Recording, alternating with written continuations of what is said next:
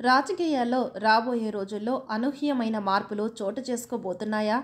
గత కొద్ది రోజులుగా నారా లోకేష్ని ఉప ముఖ్యమంత్రిని చేయాలనే డిమాండ్ టీడీపీ క్యాడర్ నుండి బలంగా వినిపిస్తోంది.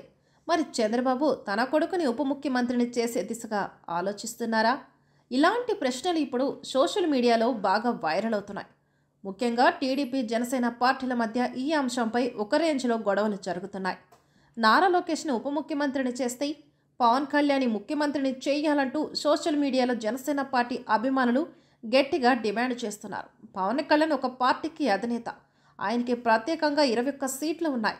ఆయన కారణంగానే కూటమి 17% మార్జిన్తో ఘన విజయం సాధించింది. అలాంటి వ్యక్తికి సముచిత స్థానం, గుర్తింపు లభించింది. లోకేష్కి ఆయనతో సమానంగా ఎందుకు పదవి ఇవ్వాలి అంటూ ప్రశ్నిస్తున్నారు. ఉప ముఖ్యమంత్రి కేవలం ఒకరే ఉండాలని రాజ్యాంగంలో రూల్ లేదు. 2, 3 ఉండొచ్చు. గత ప్రభుత్వంలో అయితే ఏకంగా 5 మంది ఉప ముఖ్యమంత్రులు ఉండేవారు. ఇప్పుడు నారా లోకేష్ని ఉప ముఖ్యమంత్రిని చేయాలని డిమాండ్ వెనక పవన్ కళ్యాణ్ని ఆ స్థానం నుండి తప్పించాలని వాళ్ళ ఉద్దేశం కాదు. ఆయనతో సమానంగా మరో ఉప ముఖ్యమంత్రిగా లోకేష్ని కూర్చోబెట్టాలని టీడీపీ కార్యకర్తల డిమాండ్.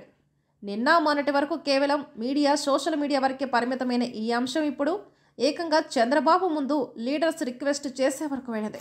ఒకప్పుడు ఉప ముఖ్యమంత్రి పదవికి ఇంతటి ప్రాముఖ్యత ఉండేది కాదు. కానీ ఎప్పుడైతే పవన్ కళ్యాణ్ ఆ స్థానంలో కూర్చొని ప్రజల పక్షాన నిలబడుతూ అద్భుతంగా పరిపాలన అందిస్తుండడంతో ఆ ఉప ముఖ్యమంత్రి పదవికి విలువ పెరిగింది. ఈ పదవి చేపట్టి 6 నెలల్లోనే పవన్ కళ్యాణ్ గ్రామ సభలు నిర్వహించి రాష్ట్ర వ్యాప్తంగా ఉన్నటువంటి అన్ని గ్రామాల్లోనూ రోడ్లను, అదేవిధంగా గ్రామాల్లో ఉండే ఇతర సమస్యలను పరిష్కరించి సంచలనం సృష్టించాడు. అంతేకాకుండా రాష్ట్రంలో ఏ చిన్న సమస్య వచ్చినా ఆయన స్పందిస్తూ దానిని పరిష్కరించే విధానాన్ని చూసి జనాలు ఫిదా అయిపోతున్నారు.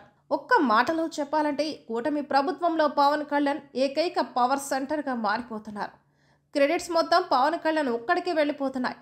నారా లోకేష్ని అసలు ఎవరూ పట్టించుకోవడం లేదు. ఆయన స్థాయి పెరిగేలా ఉప ముఖ్యమంత్రి హోదాని ఇవ్వాలని టీడీపీ కార్యకర్తలు డిమాండ్ చేస్తున్నారు. ఇదంతా పక్కన పెడితే ఈ మార్చి నెలలో పవన్ కళ్యాణ్ సోదరుడు కొణిదెల నాగబాబు మంత్రివర్గంలోకి ఎంట్రీ ఇవ్వబోతున్నాడు. ఆ సమయంలో మంత్రివర్గ కూర్పులో కొన్ని మార్పులు జరగొచ్చు అని అంటున్నారు. అప్పుడు ఏం జరగబోతుందో చూడండి.